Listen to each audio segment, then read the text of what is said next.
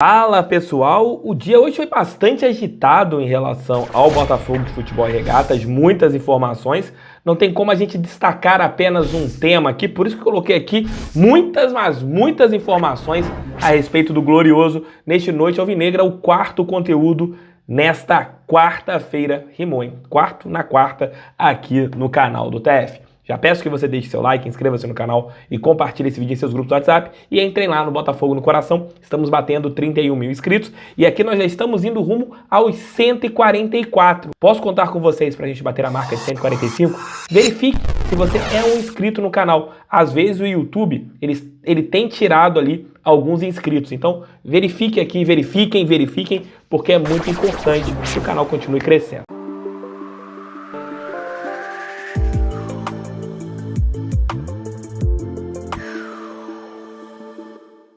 Alguns assuntos relevantes sobre o dia de hoje. Eu começo falando sobre o documentário do Botafogo, segunda coluna do Anselmo Góes, lá do jornal O Globo, o documentário Acervo Total, que é o do Botafogo, praticamente bem parecido com o que houve em relação ao Corinthians ano passado. Acesso Total, perdão, não é acervo não, Acesso Total, começará a ser exibido pelo canal a cabo Sport TV na próxima terça-feira, às 21 horas. Serão 8 episódios e você terá ali acesso a tudo o que aconteceu na temporada 2021 do Botafogo, que graças a Deus foi culminada com o acesso do Glorioso para a Série A. Ainda temos, com certeza, a possibilidade do título dessa competição. E você tem ali vários vídeos que foram gravados, entrevistas exclusivas, debates ali acalorados ou mais tranquilos, contratações, como que foi a montagem do elenco até a chegada do técnico Anderson Moreira.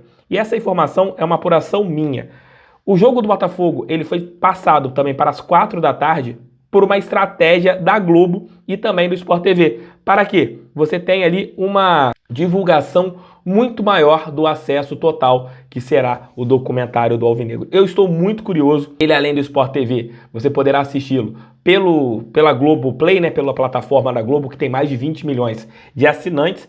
Eu tenho certeza que será muito bacana. A gente pode gostar ou não da Globo, mas uma coisa a gente tem certeza em relação a ela. Tem ali um capricho muito grande nas finalizações, você terá ali um material de muita qualidade, que foi do Antônio Bento, né? A ideia, o idealizador, ele que colocou tudo ali, que gravou, que participou, ele foi o cabeça desse projeto. Parabéns para o Antônio Bento, parabéns para o Botafogo e graças a Deus a história, o final dela é maravilhoso, não é um final de história ruim. Então na próxima terça-feira, às 21 horas, o início do Acesso Total à série do Botafogo ali nos canais Sport TV e também na Globoplay. Estão curiosos? Eu estou bastante.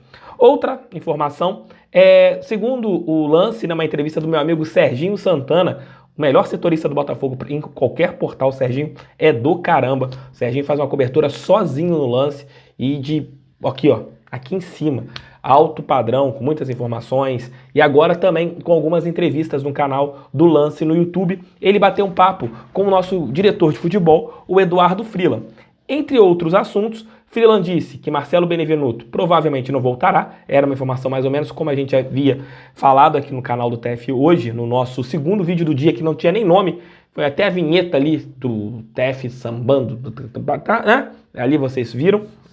E depois ele falou que tem a possibilidade de uma negociação com Fortaleza, disse que ainda não chegou nenhuma proposta do São Paulo pelo zagueiro, apesar do Rogério Ceni ter dado aquela cantada no Benevenuto, e falou também sobre Luiz Fernando.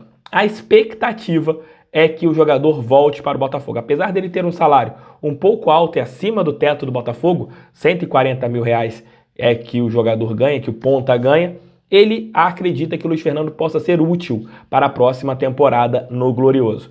O jogador que teve altos e baixos, mais baixos do que altos, com a camisa do Grêmio, voltará ao Botafogo, onde ele tem contrato. Pode ser útil? Talvez sim dentro do elenco, mas o problema do Luiz Fernando é o salário realmente. Acho que ele ganha muito mais do que ele joga, né? No caso, acho que é um jogador que pode fazer parte do elenco, mas financeiramente, se o Botafogo receber uma outra proposta, não sei se o clube vai permanecer. E outro jogador que o Sérgio Santana até mesmo questionou o Eduardo Freeland foi a respeito do Marcinho. O jogador que faz um grande campeonato brasileiro pelo Vitória da Bahia, que não rendeu com a nossa camisa, segundo o diretor de futebol, será reavaliado se vale a pena trazê-lo de volta ou se ele será reemprestado para outra equipe, já que ele possui contrato com o Botafogo até o final do ano. Acho que o Marcinho poderia ser até mesmo uma moeda de troca, né? O Botafogo analisando ali o mercado, até mesmo com o Mirassol, né? De repente, você pega os jogadores do Mirassol, no caso o Oyama, que é aquele que mais tem ali, o Botafogo tem mais a vontade de trazê-lo, você de repente empresta o Marcinho para jogar o Campeonato Paulista pelo Mirassol, pode ser uma jogada que o Botafogo tente neste começo de 2022. Gente, isso não é informação, tá? Sobre o Mirassol e o Marcinho, isso é uma... Se eu fosse diretor de futebol, eu faria isso, com meus grandes trabalhos que eu faço no FM. Tem FM 2022, ainda não joguei. Tô tão assim sem tempo que eu não consegui nem jogar nenhum FM 2022.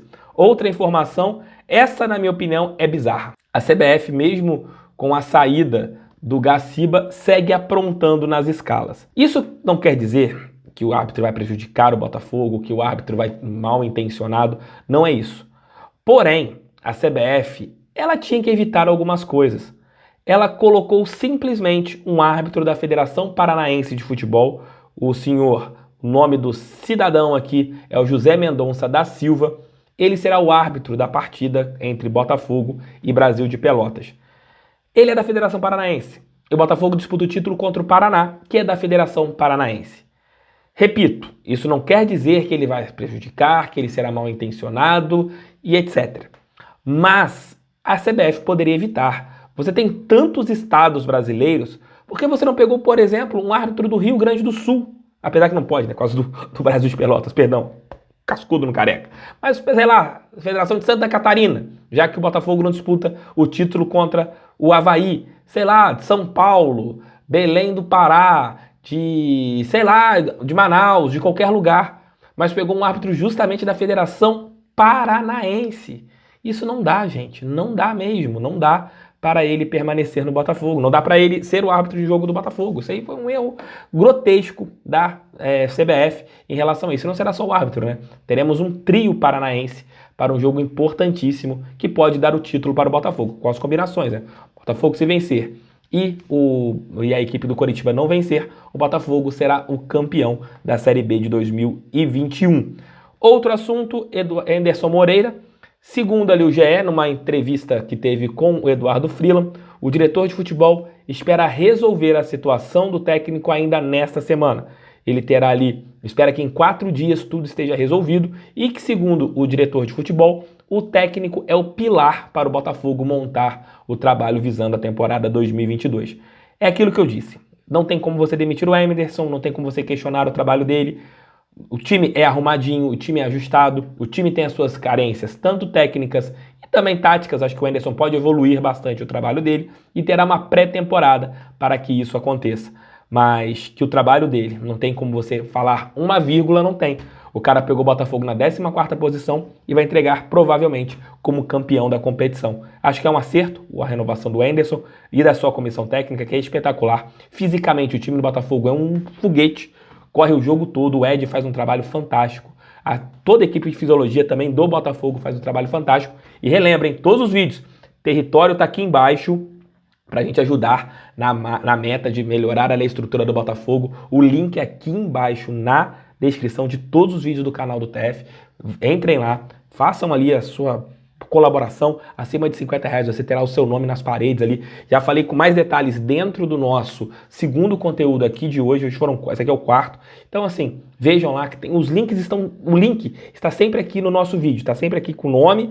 Aí tem um link da página do Botafogo e tem embaixo assim na matéria tá o link da vaquinha. Então vocês podem ir lá e fazerem parte dessa publicação, dessa vaquinha para ajudar o Botafogo a melhorar a sua estrutura. Mas a permanência do Anderson Moreira é fundamental para um bom 2022 do Botafogo.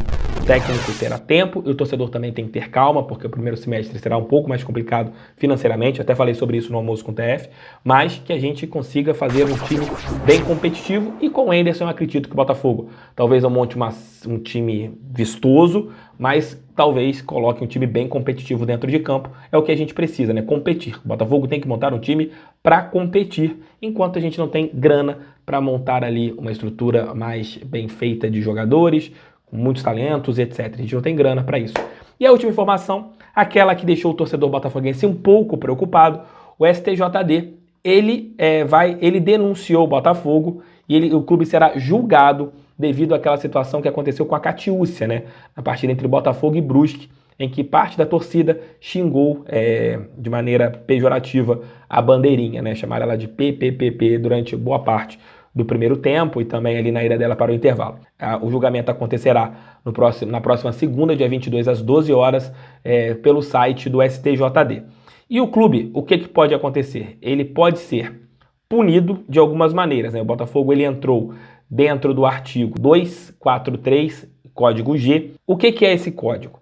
Praticar ato discriminatório, desdenhoso ou ultrajante relacionado a preconceito em razão de origem étnica, raça, sexo, cor, idade, condição de pessoa idosa ou portadora de deficiência. Pena, as penas que podem acontecer.